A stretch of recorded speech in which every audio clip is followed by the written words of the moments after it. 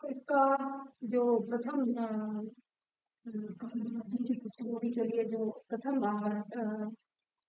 Point हम देखें तो देखेंगे कि साहित्य अध्ययन में एक आलोचनात्मक चिंतन होता है, जिस चिंतन के बल पे हम जीवन तथा संस्कृति की परीक्षा कर उसकी कसौटी पर साहित्य तथा तत्कालीन समाज के रिश्ते की पहचान कर पाते हैं। इस रिश्ते पे आए परिवर्तन के ज्यादा जल्दी पहचानने के लिए हमें उस साहित्य के काल का विभाजन देखना होगा। जिस काल विभाजन में जितना अधिक बातों को सरलता के साथ में सत्यता के साथ में रखा जाएगा, वो उतना ही प्रमाणित हो पाएगा। यही एक कारण है कि जिसके चलते हमें आचार्य शुक्ल जी के आलोचनात्मक इतिहास तथा उनके काल विभाजन तथा अध्ययन को ही अधिक सटीक हमें जान पड़ता है। एक इतिहासकार का कार्य भी यही होता है कि वो उस युग की शाखाओं में बंधी हुई वास्तविकता तथा अनुभव जो कि एक दूसरे से जुड़े हुए होते हैं, उनको सही तरीके से तत्कालीन समाज तथा जनता के की परिदृष्टि से पहचाने तथा अपने खुद के युग तथा समय में उस पहचान को उचित सरल उपाय में उसका विश्लेषण करके सबके सामने पेश करें। इस कार्य के लिए इतिहासकार का उस युग के समसामयिक प्रश्नों पर अपनी पकड़ बनाना बहुत आवश्यक होता है। अगर वो ये नहीं कर सकता तो उसकी जो इतिहास के प्रति दृष्टि है वो इतनी सटीक नहीं रहेगी जितनी होनी चाहिए। अगर ऐतिहासिक संदर्भ को छोड़ भी दिया जाए तो बाकी रह जाता है साहित्य, जिसके आधार पर कालखंड का निर्धारण किया जा सकता है। पर क्योंकि साहित्य के साथ इतिहास का मूल्यांकन भी अगर किया जाए तो साहित्य साधन के लिए सिर्फ शास्त्र ही रह जाएगा, क्योंकि शास्त्र मुख्य रूप से प्रायः जीवन तथा समाज की सजीव चेतना का परीक्षण नहीं करता, जिसका कारण ये है कि शास्त्र में जड़ता होती है, स्थायित्व होता है, जिस वजह से कालखंड के लिए उपयुक्त कारण नहीं मिल पाता तथा तत्कालीन समाज के अध्ययन की दृष्टि के लिए वो काफी हद तक पक्षपात सृष्टि कर देता। काल विभाजन की पृष्ठभूमि को जानने के लिए हमें हिंदी साहित्य के इतिहास पर एक नजर डालनी होगी। हिंदी साहित्य का इतिहास लगभग 11 वर्ष का इतिहास है। साहित्य के इतिहास का काल विभाजन वस्तुतः बड़ा ही कठिन कार्य है, क्योंकि काल अखंड होता है, उसकी अविच्छिन्न धारा सर्वदा अबाध गति से प्रवाहित होती रहती है। साहित्य एक अविरल गतिशील प्रक्रिया है। साहित्य समसामयिक परिस्थितियों, जनजीवन की आशाओं, आकांक्षाओं के परिवर्तन के साथ ऊपरी तौर से उसका स्वरूप परिवर्तन अवश्य होता रहता है, किंतु उसके अंतर्मन या अंतःस्थल से युग युग से विकसित होने वाली राष्ट्रीय सांस्कृतिक चेतना भी प्रवाहमान होती है। इसीलिए वर्तमान अतीत से भिन्न प्रतीत होता हुआ उससे भी अभिन्न रूप से जुड़ा हुआ है। और दूसरे शब्दों में यदि कहें कि साहित्य अतीत के नींव पर वर्तमान का भाव निर्मित करता है। साहित्य के दीर्घकालिक प्रभाव को यदि हम एक दृष्टि से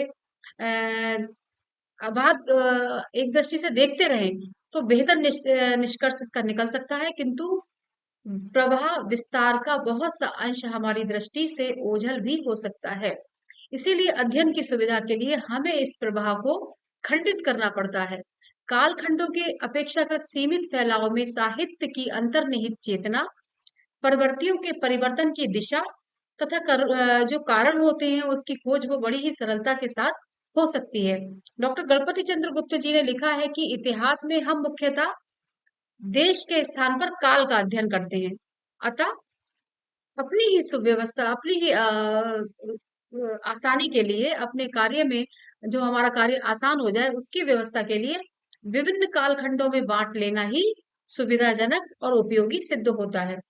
हिंदी साहित्य का वैज्ञानिक इतिहास आचार्य रामचंद्र शुक्ल ने काल विभाजन की अनिवार्यता पर प्रकाश डालते हुए लिखा है कि शिक्षित जनता को जिन प्रवृत्तियों के अनुसार हमारे साहित्य के स्वरूप में भी परिवर्तन होते आए हैं, जिन जिन प्रवाहों की प्रेरणा से काव्य धारा की भिन्न भिन्न शाखाएं फूटती रहती हैं, उन सबके सम्यक निरूपण तथा उसकी दृष्टि से किए हुए सुमंगल काल विभाजन के बिना साहित्य के इतिहास का सच्चा अध्ययन करना बड़ा ही कठिन कार्य है। अतः किसी वस्तु के सम्यक अध्ययन के लिए उसके तत्वों, खंडों, पक्षों को विभक्त कर लेना सैद्धांतिक तथा व्यवहारिक दोनों दृष्टियों से संगत है। हिंदी साहित्य के इतिहास में हम साहित्यिक रचनाओं का अध्ययन ऐतिहासिक परिप्रेक्ष्य में करते हैं। साहित्य के इतिहास को समझने के लिए तत्कालीन परिस्थितियों का समझना या अध्ययन करना बड़ा आवश्यक हो जाता है। साथ ही इनके जो रचयिता हैं, उनकी परिस्थितियों उनके मनोभावों को जानना भी बड़ा आवश्यक है। आचार्य रामचंद्र शुक्ल जी ने साहित्य के इतिहास को जनता की चित्तवृत्ति का इतिहास माना है। उनका कहना था कि जनता की जो चित्तवृत्ति है वो तत्कालीन परिस्थितियों से परिवर्तित होती रहती है। अतः साहित्य का स्वरूप भी इन परिस्थितियों के अनुरूप बदलता रहता है। शुक्ल जी की ये धारणा है कि साहित्य का इतिहास कवियों का वृत्त संग्रह न होकर साहित्य की प्रवृत्ति का इतिहास होता है। विभिन्न कालखंडों की सामाजिक, राजनीतिक, धार्मिक, आर्थिक परिस्थितियों के परिणाम स्वरूप साहित्य में जो प्रवृत्तियां प्रवर्तित होती हैं, उन्हीं के संदर्भ में कवियों की रचनाओं का अध्ययन अध्ययन किया जाना चाहिए।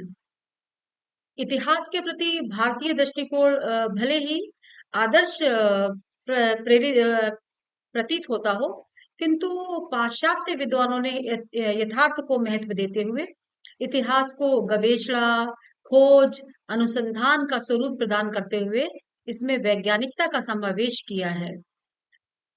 हिंदी साहित्य का इतिहास अपने आप में इतना महत्वपूर्ण है कि हम हिंदी साहित्य का कोई भी अभी आधुनिक काल में कुछ एक भी चैप्टर उठाकर पढ़े तो हमें हिंदी साहित्य के इतिहास को जाने बिना आगे की रचनाओं को पढ़ने में कोई भी रुचि नहीं होगी, क्योंकि जब तक हम किसी जो जैसे कोई समस्या होती है ना, तो उसकी जब तक हम जड़ में नहीं जाते हैं तब तक हम उसका समाधान नहीं निकाल सकते। और हिंदी साहित्य के जो सच्चे विद्यार्थी होते हैं वो तभी प्रगति कर पाएंगे जब वो हिंदी साहित्य के इतिहास की जो शुरुआती दौर है उसको पढ़ेंगे, और क्रम के साथ अगर पढ़ेंगे तो उनको और अधिक समझ में आएगा जो भी अभी आधुनिक काल में चल रहा है। आचार्य नलिन विलोचन शर्मा का विचार है कि यदि हम यह मानते हैं कि मनुष्य के राजनैतिक, सामाजिक, बौद्धिक या भाषा वैज्ञानिक विकास से संयुक्त रहते हुए साहित्य का स्वतंत्र विकास होता है और दूसरा पहले का निष्क्रिय प्रतिबिंब नहीं है, तो हम अनिवार्यता इस निष्कर्ष पर पहुंचते हैं कि साहित्यिक युग विशुद्ध साहित्यिक मानदंड के सहारे निर्धारित होने चाहिए। हिंदी साहित्य ये उन्होंने अपना जो उनकी एक रचना है हिंदी साहित्य का इतिहास दर्शन, इसमें लिखा है। और डॉक्टर गणपति चंद्र गुप्त जी ने लिखा है कि विशुद्ध साहित्यिक प्रवृत्तियों तथा समाज की एक विभिन्न परिस्थिति के काल विभाजन के जो प्रमुख दो आधार हैं उनको उन्होंने स्वीकार किया है। और काल विभाजन में अगर देखा जाए तो निम्नलिखित कालक्रम प्रयुक्त होता है, जैसे ऐतिहासिक कालक्रम और शासक तथा उसके शासनकाल, नंबर 2। नंबर 3 में है जननायक तथा साहित्यिक नेता।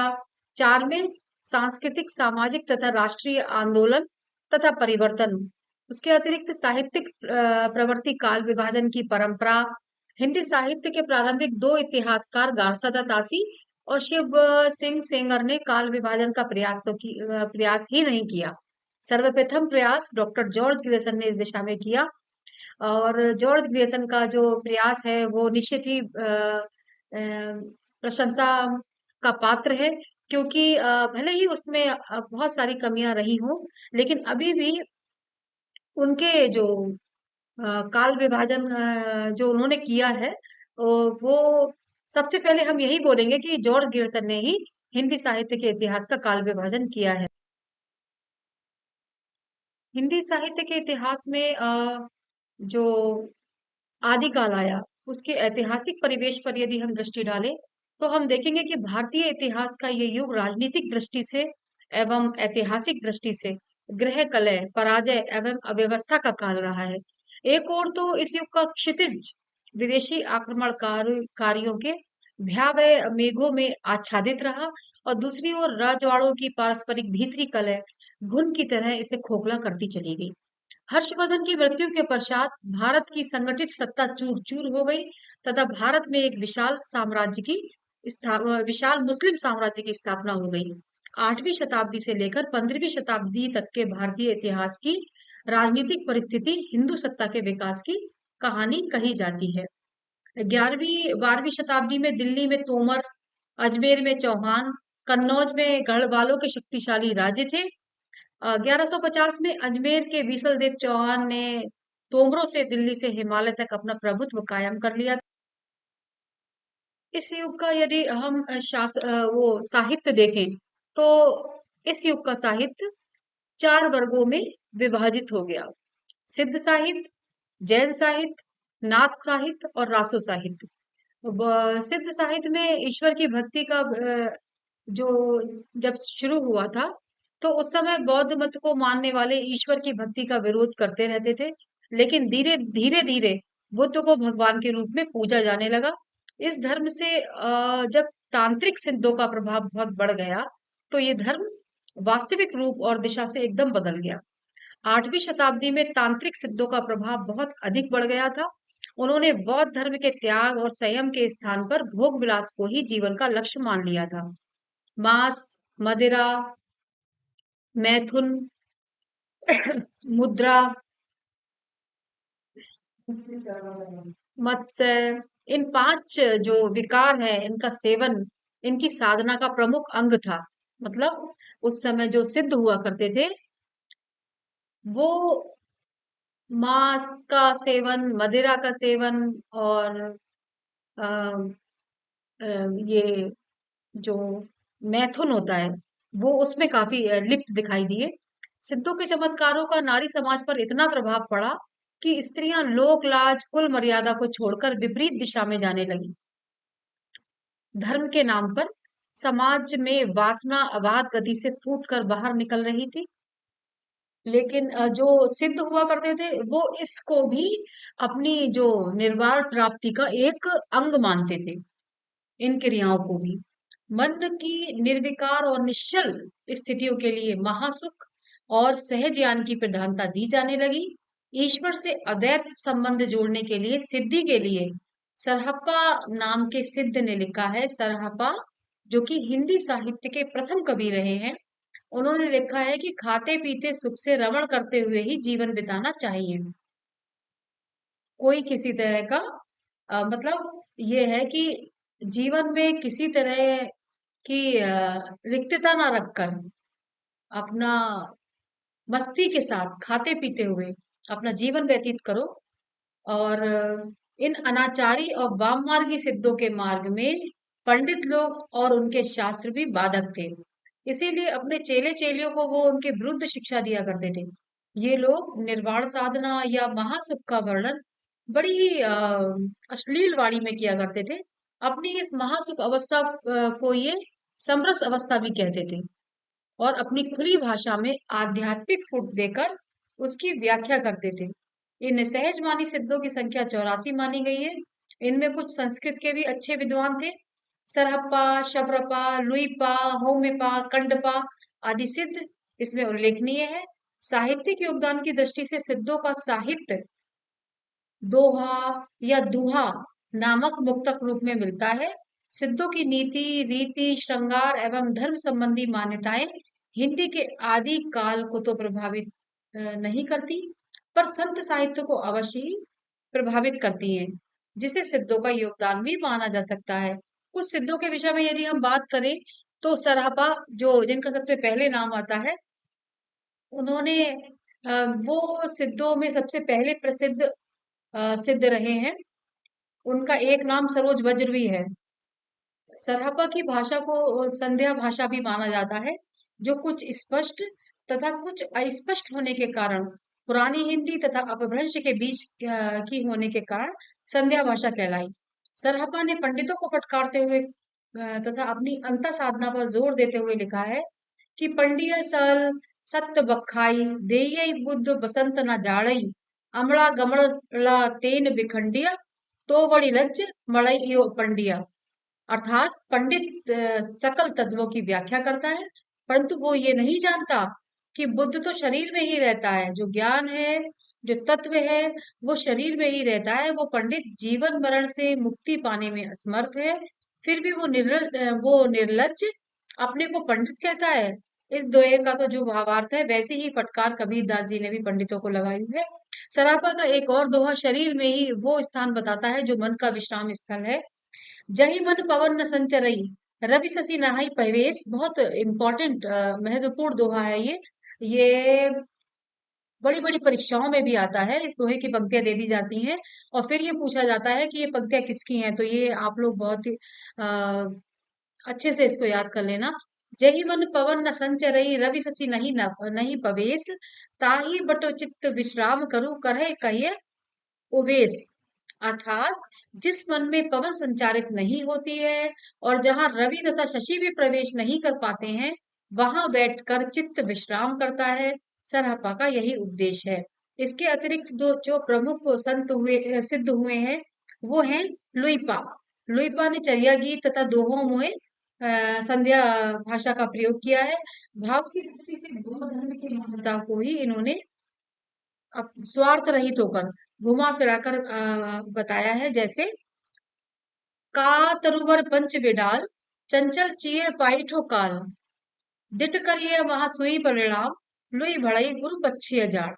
इस दोहे का रहस्यात्मक अर्थ ये है, रहस्यात्मक अर्थ है, और वो जो रहस्यात्मक प्रवृत्ति है वो संत साहित्य को प्रभावित करती है। इन पंक्तियों को सरलार्थ है कि काया रूपी वृक्ष को पंच विडाल नष्ट कर देता है, चंचल चित्त मृत्यु की ओर ले जाने वाला है, इसका परिणाम महाशून्य है।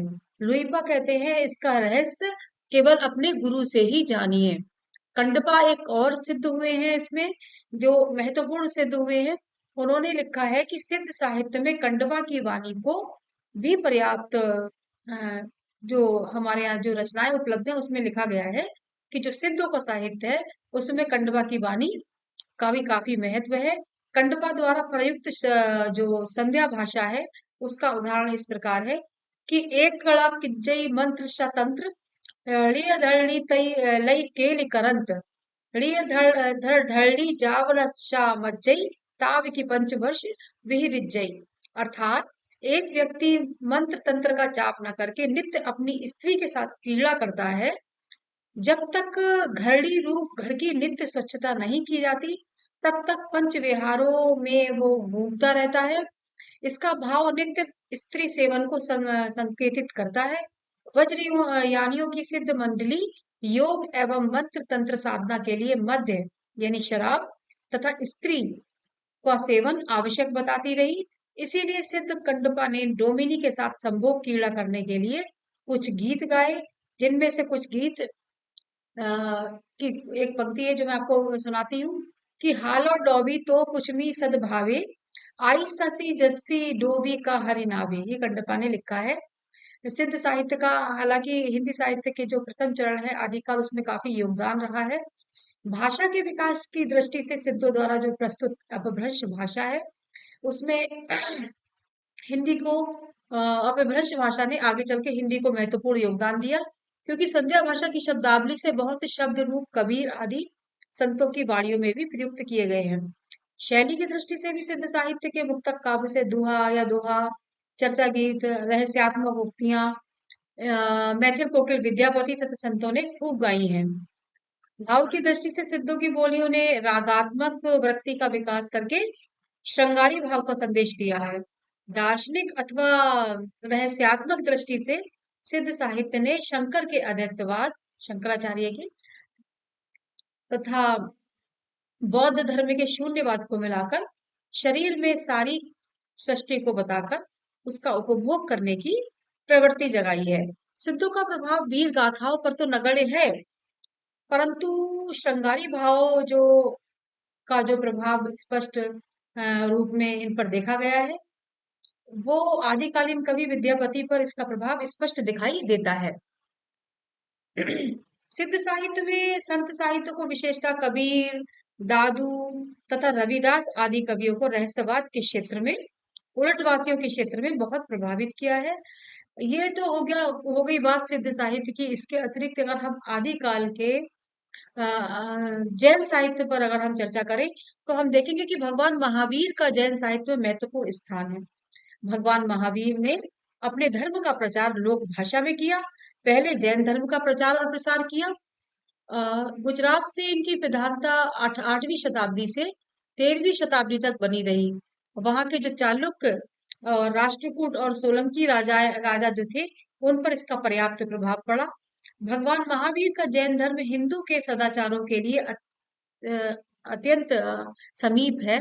जैन धर्म का ईश्वर सृष्टि नायक नहीं है, किंतु ये चित्त एवं आनंद का स्रोत है।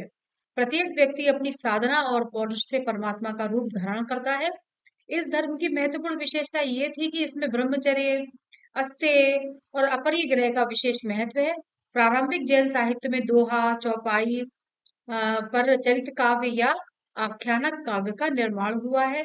यही परंपरा आगे चलकर सूफी कवियों द्वारा ग्रहण कर ली गई। डॉक्टर वार्ष्णेय ने लिखा है कि जैन धर्म की दोहा चौपाई पद्धति आगे चलकर सूफी कवियों तुलसी आदि द्वारा अपनाई गई। इन प्रारंभिक रचनाओं के आधार पर ही पुरानी हिंदी का जन्म और पीछे खींच ले जाया जाता है। जैन आचार्यों ने प्राकृत के अतिरिक्त अपभ्रंश में प्रचुर रचनाएं लिखी। हिंदी साहित्य एवं भाषा को जैन आचार्यों ने महत्वपूर्ण योगदान दिया है।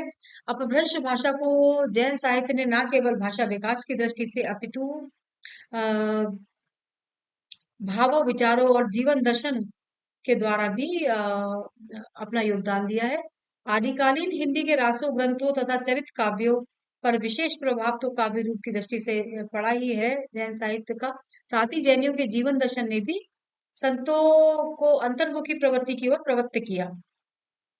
जैन आचार्यों की जो हिंदी भाषा हिंदी भाषा को जो देन है, वो काफी महत्व रखती है हिंदी साहित्य में। नाथ साहित्य उपदेशात्मक साहित्य है, जिसे धार्मिक साहित्य भी कहा जाता है। नाथ साहित्य एक भाग जो आदिकाल का है। नाथों में गोरख एकमात्र ऐसे योगी हैं जो कबीर आदि संतों पर विशेष रूप से प्रभाव डालते हैं, क्योंकि जब हम कबीरदास जी को पढ़ते हैं तो हमें पता चलता है कि इनके ऊपर गुरु गोरखनाथ जी का पूरा पूरा प्रभाव है। उनके दोहों में और जो उन्होंने पद्य लिखे हैं उसमें गुरु गोरखनाथ जी का पूरा प्रभाव दृष्टिगोचर होता है। गुरु गोरखनाथ और उनके अनुयायियों ने गद्य और पद्य दोनों में ही पुस्तकें लिखी हैं, जो पुस्तकें नाथ साहित्य से संबंधित है। उनके नाम ये हैं: गोरखनाथ की वाणी, गोरख सार, गोरख गणेड़ गोष्ठी, गोरखनाथ की 17 कला, महादेव, गोरख संवाद, दत्तात्रेय गोरख संवाद, विराट पुराण और योगेश्वरी, साखी तथा गोरख योगा। महायान से वज्रयान, वज्रयान से सहजयान और सहजयान से नाथ संप्रदाय का विकास हुआ। जीवन को कर्मकांड के जाल से मुक्त करने के लिए सहज ही रूप से इस जो नाथ पंथ है उसका आरंभ हुआ। इस प्रकार ये संप्रदाय सिद्ध संप्रदाय का ही विकसित और पल्लवित रूप है। सिद्धों की विचारधारा को लेकर इस संप्रदाय ने उसमें नवीन विचारों की प्राण प्रतिष्ठा की है। आचार्य हजारी प्रसाद द्विवेदी ने कहा भी है इस संप्रदाय के लिए कि इस संप्रदाय के सिद्ध मत, सिद्ध मार्ग, योग संप्रदाय, अवधूत मत, अवधूत संप्रदाय आदि नाम स्वयं संप्रदाय है। मनुष्यों में मत्स्येंद्र नाथ इस परंपरा के सर्वप्रथम आचार्य माने जाते हैं।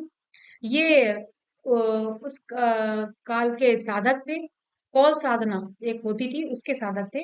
कौल साधना में साधक का जो प्रधान कर्तव्य होता है वो जीव शक्ति को जागृत करना होता है, जो जगत में व्याप्त है और जो कुंडलिनी के रूप में मनुष्य शरीर में स्थित है।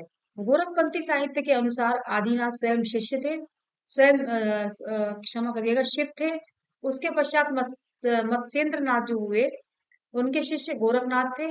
नाथों की संख्या 9 मानी गई है: नागार्जुन, जड़ भगत, हरिश्चंद्र, सत्यनाथ, गोरखनाथ, चरपट, जलंधर और मलयार्जुन। किंतु नाथ पंथियों के भी 84 सिद्ध ही हैं। इस संप्रदाय में इंद्रिय निग्रह पर विशेष बल दिया गया। इंद्रियों के लिए सबसे बड़ा आकर्षण जो है वो नारी है, अतः नारी से दूर रहने की शिक्षा दी गई। जैसा कि देखा था हम लोगों ने सिद्ध साहित्य में, उसमें नारियों को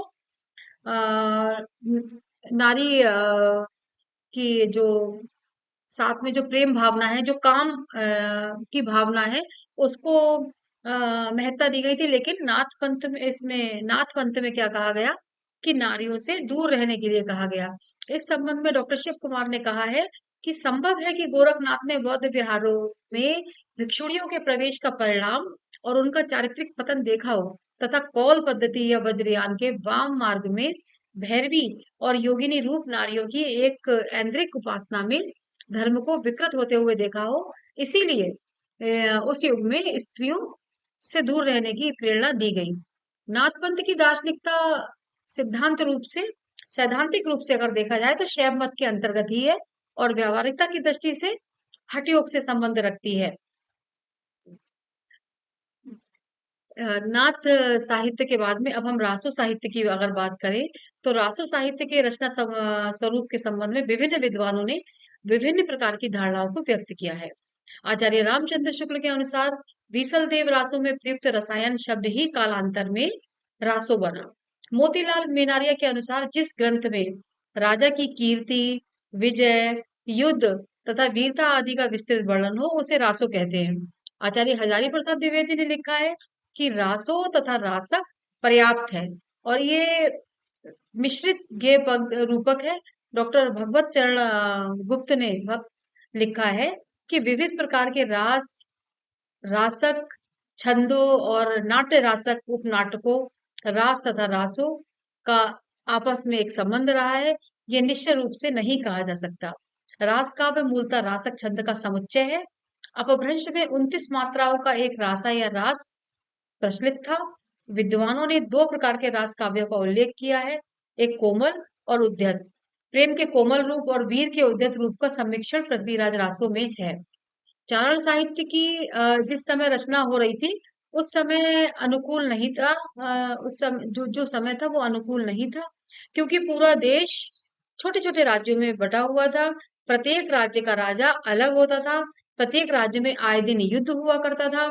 इससे ये स्पष्ट हो जाता है कि तत्कालीन सामाजिक स्थितियां खंडित पड़ी हुई थी। उस समय एक धर्म के लोग दूसरे धर्म और संप्रदाय के लोगों को नीचा दिखाने की चेष्टा में लगे रहते थे।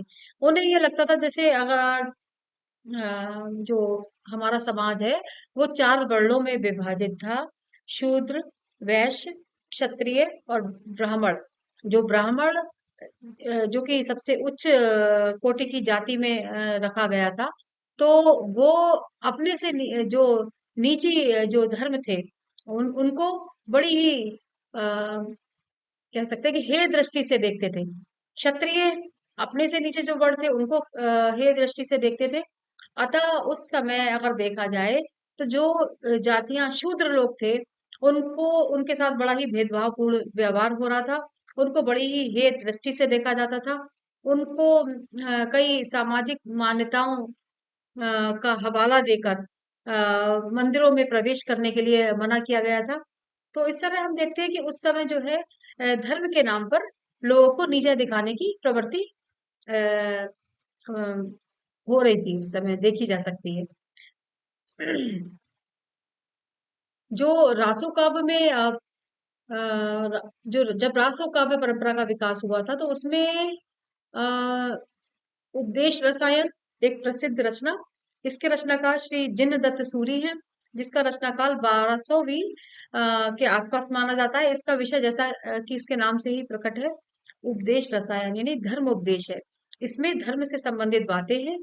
इसको उपदेश इसमें अच्छे कार्यों के प्रति ये नैतिकता से भरपूर उपदेशों का संग्रह है। एक है इसके अतिरिक्त भारतेश्वर बाहुबली रास, इसके रचनाकार शालिभद्र सूर्य है। इसकी रचना संवत 1241 में की गई। इस ग्रंथ में भारतेश्वर तथा बाहुबली का चरित्र वर्णन है। कवि ने इन दोनों राजाओं की वीरता, युद्ध आदि का विस्तार से इसमें वर्णन किया है। और है स्थूल भद्र रास। जिनधर सूरी ने 1209 ईस्वी में इस ग्रंथ की रचना की। इस कृति का नायक स्थूल भद्र कोशा नाम की एक वेश्या के साथ भोग में लिप्त रहता है। अंत में स्थूल भद्र को कवि ने जैन धर्म की दीक्षा लेने के बाद मोक्ष का अधिकारी सिद्ध कर दिया। इस काव्य की भाषा पर अपभ्रंश का बहुत अधिक प्रभाव है, फिर भी इसकी भाषा का मूल रूप हिंदी है। इसके अतिरिक्त चंदनवाला रास है, इसके रचयिता आसगु हैं। नेमिनाथ रास है, इस ग्रंथ की रचना सुमति मणि ने की थी। रेवंतगिरी रास है, इस काव्य कृति के रचयिता विजय सेन सूरी हैं। रासो काव्य परंपरा का विकास, इस विषय पर चर्चा हम अपने अगले व्याख्यान में करेंगे। अ, आशा करते हैं कि आज जो काल विभाजन की पृष्ठभूमि है, उस पर हमने जो संक्षेप में चर्चा की है और आदिकाल से उसको शुरू आरंभ किया है हमने। अभी हम उसके विषय में और अधिक चर्चा करेंगे, लेकिन अपने नेक्स्ट वीडियो में। आप लोगों का बहुत बहुत धन्यवाद।